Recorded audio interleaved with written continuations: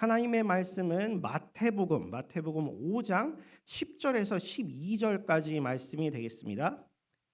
마태복음 5장 10절에서 12절이며 제 성경으로는 신약 성경 5페이지에 있습니다.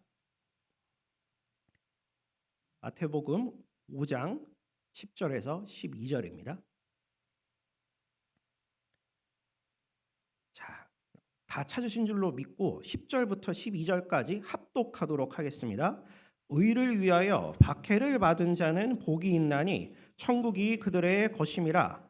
나로 말미암아 너희를 욕하고 박해하고 거짓으로 너희를 거슬러 모든 악한 말을 할 때에는 너희에게 복이 있나니 기뻐하고 즐거워하라. 하늘에서 너희의 상이 큼이라.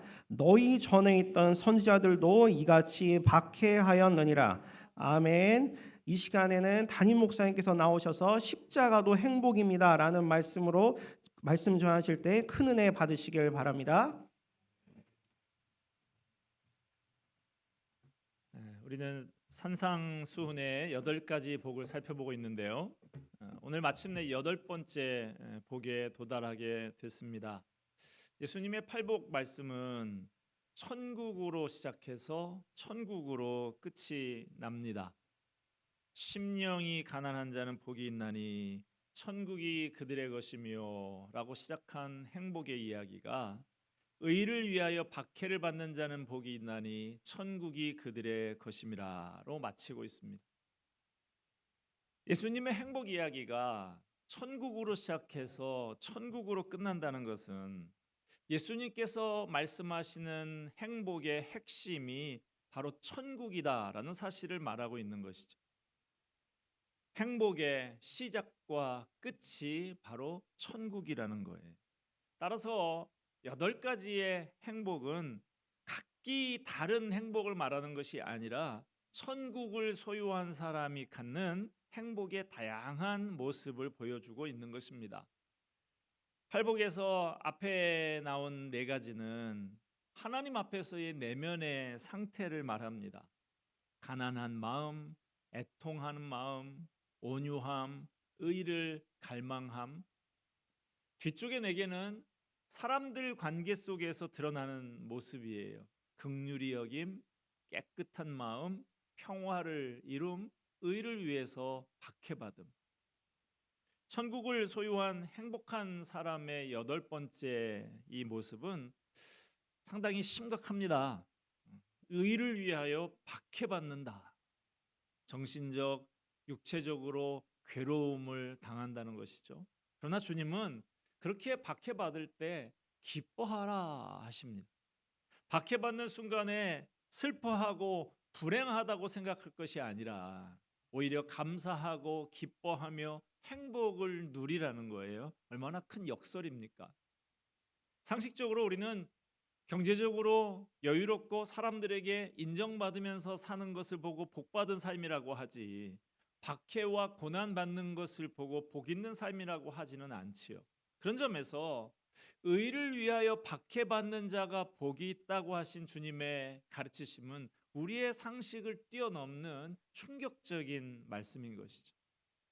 사실 지금까지 예수님이 말씀하신 행복론은 모두 다 역설이었습니다.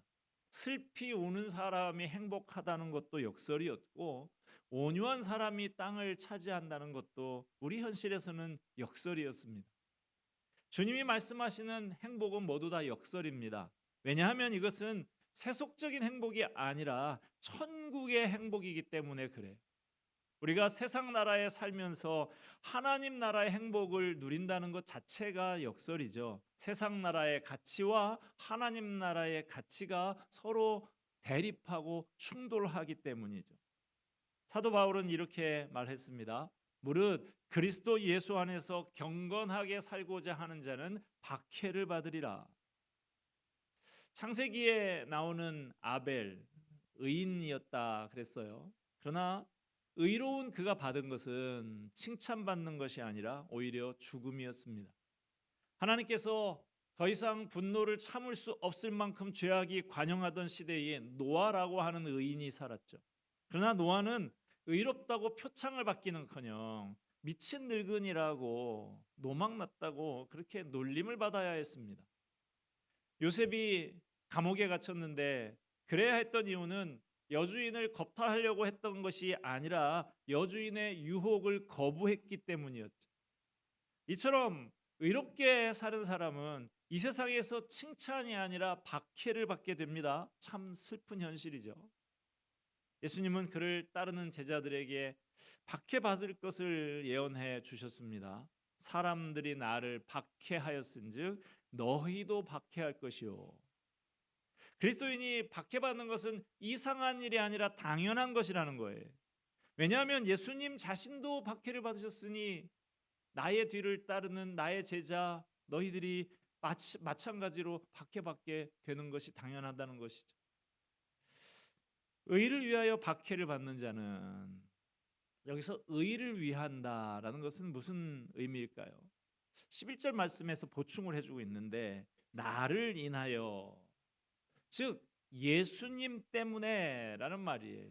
그러므로 의를 위하여 박해를 받는다라는 것은 예수님 때문에 박해받는다는 것을 의미하는 것입니다. 초대교회 때부터 오늘날까지 신앙 때문에 공권력에 의해서 박해를 받아 옥에 갇히고 순교를 당한 그리스도인들이 아주 많이 있습니다. 로마 시대에는 네로 황제를 비롯한 10명의 황제가 250년에 걸쳐서 기독교를 박해했어요. 이 10대 박해라고 하는 것입니다. 그리스도인들은 신앙 때문에 집과 재산을 다 뺏기고 사회적인 신분을 박탈을 당했습니다. 그리스도인들을 원형 경기장에 세워놓고 굶주린 사자를 풀어놔서 잡아먹도록 했습니다. 네로 황제는 그리스도인들을 기둥에다가 매달아 놓고 그 몸에다가 수지를 바른 다음에 불을 붙여놓고 그 불빛 아래서 파티를 했다고 합니다. 그리스도인들에게 동물 가죽을 씌워놓고 사냥개를 풀어서 갈기갈기 찢어놓게 하기도 했습니다. 로마인들은 내 살을 먹고 내 피를 마시라고 하신 예수님의 말씀을 근거로 해서 이 사람들 식인종이다 그렇게 모함했습니다. 비방했습니다. 로마에 큰 화재가 난 것으로 역사가 기록하고 있죠. 이거 그리스도인들이 불지른 것이다, 방화범들이다라고 그렇게 모함을 했습니다. 지금도 로마에 가면 그리스도인들이 로마 당국의 박해를 피해 숨어서 예배를 드렸던 지하 공동묘지 카타콤이라고, 그것이 남아 있죠. 먼 옛날 로마 시대에만 그랬던 것은 아닙니다. 일제강점기 때 우리의 선배 신앙인들 가운데 신사참배 거부해서 옥고를 치르고 순교한 분들도 있고, 공산당의 박해 때문에 모든 것 다 버려두고 신앙의 자유를 찾아서 남쪽으로 피난온 그런 성도들도 많이 있었습니다. 통계에 의하면 20세기 100년 동안 2억 5천만 명 이상이 예수 믿는다는 이유로 박해를 당했다고 합니다. 지금도 지구촌 곳곳에서는 예수 믿는 것 때문에 많은 사람이 인권을 유린당하고 가족과 생이별을 해야 하고 목숨을 빼앗기기도 합니다. 아프리카 수단에서는 기독교에 대한 이슬람의 박해로 유명하죠. 수단의 인구 구조가 기독교인이 5분의 1 정도 되고 이슬람이 5분의 4 정도 되는데, 그 회교도들의 박해에 의해서 10년 동안 성인 남자 크리스찬만 50만 명이 죽었어요. 기독교 마을의 아이들 잡아다가 발에다가 쇠거렁을 채워놓고 채찍질을 하면서 코란을 암송하게 한다고 합니다. 지금 북한에서는 예수 믿는 것 때문에 철저하게 인권을 유린당하면서 혹독한 박해를 받고 있는 성도들이 많이 있다고 합니다. 정확한 숫자를 알 수 없습니다만 최소한 수만 명은 된다라고 이야기를 합니다. 여러분, 박해받는 형제들 잊지 말고 그들의 고통을 생각하면서 그들을 위해서 기도해야 합니다. 저는 매주 하루 정도는 박해받는 형제들을 위해서 기도하는 시간을 갖고 있습니다. 여러분, 박해받는 형제들을 위해서 각별히 북녘 땅에 있는 성도들을 잊지 말고 위해서 기도해 주시기를 바랍니다. 박해 그러면 무시무시한 말로 생각할 수 있어요. 그러나 감옥에 끌려가고 순교를 당하는 것만 박해받는 것은 아니죠. 오늘 본문 10절, 11절에 보면 어떤 것이 박해받는 것인가? 예수님 때문에 욕을 먹고 모욕당하는 것, 이것이 박해받는 것입니다. 예수님 때문에 헐뜯는 소리를 듣고 손해보는 것도 박해받는 거예요. 박해는 가정에서도 일어날 수 있고 직장에서도 일어날 수 있습니다. 예나 지금이나 그리스도인들은 사회생활을 하면서 여러 가지 불편을 감수해야 합니다. 상대방이 욕을 한다고 나도 같이 욕을 할 수가 없어요. 세상 사람들은 목적 달성을 위해서 온갖 불의한 방법들을 동원하지만 그리스도인들은 신앙의 양심상 그럴 수가 없는 것이죠. 그러다 보니까 당장에 손해를 보는 일이 생깁니다. 그리스도인들은 돈벌이가 된다고 해서 아무 일이나 할 수가 없죠. 그러니까 돈을 쉽게 벌 수가 없습니다. 사회생활 하면서 그리스도인이라고 해서 불리한 때도 적지 않습니다. 내 직장의 상사가 술 먹고 2차 가고 3차 가고 하는 것 좋아하는데 그 시중을 제대로 들지를 못하니 점수가 깎이기도 합니다. 집안에서도 그리스도인이라고 박해를 받습니다. 불신 배우자가 주일이면 야외로 놀러 가자고 합니다. 그걸 뿌리치고 교회에 가려고 하면 배우자의 비난과 박해를 감수해야 하기도 합니다. 이 불의한 세상에서 신앙생활을 잘 하려고 하면 별의별 어려움을 다 겪습니다. 물론 내가 지혜롭게 처신하지 못해서 어려움을 당하는 경우도 있기는 하지요. 뱀같이 지혜로워야 합니다. 그러나 때로는 신앙을 위해서 어쩔 수 없이 부딪혀야 할 때도 있어요. 의를 위해서 박해를 받을 때 우리는 어떤 자세를 가져야 합니까? 예수님 때문에 고난받을 때 기뻐하고 즐거워하라라고 하십니다. 하늘의 상이 크다고 하십니다. 신앙 때문에 불이익을 당하고 고난이 찾아올 때 또 하나의 축복의 관문을 통과하는구나라고 생각하면서 기뻐하고 즐거워해야 하는 것입니다. 하박국 선지자는 이렇게 고백을 합니다. 비록 무화과 나무가 무성하지 못하며 포도나무에 열매가 없으며 감람나무에 소출이 없으며 밭에 먹을 것이 없으며 우리의 양이 없으며 외양간에 소가 없을지라도 나는 여호와로 말미암아 즐거워하며 나의 구원의 하나님으로 말미암아 기뻐하리로다. 이 말씀을 좀 현대적으로 바꾼다고 하면 예수님을 믿고 따르다가 세상에서 거스르게 돼서 내가 손해를 본다 해도 승진이 안 되어도 월급이 오르지 않아도 나는 오직 하나님으로 인해서 기쁘고 즐거워합니다. 이 말입니다. 여러분, 앞으로 믿음 때문에 고난을 당하게 되면 이제 죽었다 생각하지 마시고 축복이라고 생각하시기를 바랍니다. 고난은 과정이지 결과가 아니죠. 그러나 사탄은 복된 결과는 감추고 과정의 어려움만 부각시켜서 낙심하고 포기하게 만듭니다. 사탄의 작전에 넘어가지 마시기를 바랍니다. 어느 선교사님이 아프리카에서 겪은 일인데요. 선교사님이 원주민들하고 함께 강을 건너려고 하는데 원주민이 잠깐 기다리시라고 하더니 선교사님한테 큰 돌을 하나 가슴에다 이렇게 안고 건너라고 이야기를 하더래요. 그리고 자기들도 다 하나씩 큼지막한 돌덩이를 하나씩 안고 강을 건너기 시작을 했다고 합니다. 아, 이상하다라고 생각하면서 강을 따라서 건너기 시작했는데 강 중간쯤 가게 됐을 때 선교사님이 그 이유를 알게 됐다고 합니다. 강 중간에 가니까 물살이 갑자기 빨라져서 이 무거운 돌이 중심을 잡아주지 않으면 급류에 떠밀려서 강을 건너가기가 어려웠던 것이죠. 무거운 돌이 짐이 아니라 사람을 살리는 돌이었던 것이죠. 우리가 예수님을 믿으면서 받는 고난은 무거운 짐이 아니라 우리를 살리는 것입니다. 그러므로 우리에게 다가오는 고난을 두려워하지 말고 오히려 내 신앙이 성숙해지는 기회로 알고 하늘의 상이 쌓이는 기회로 생각하면서 기뻐하고 즐거워해야 하는 것입니다. 의를 위하여서 박해를 받는 자, 그 장본인이 누굽니까? 바로 예수님이시죠. 그러니까 예수님을 위해서 고난을 받는 것은 예수님을 닮고 예수님의 걸으신 길을 걷는 작은 예수가 되는 거예요. 그러니 그거야말로 가장 영광스럽고 복된 길인 것이죠.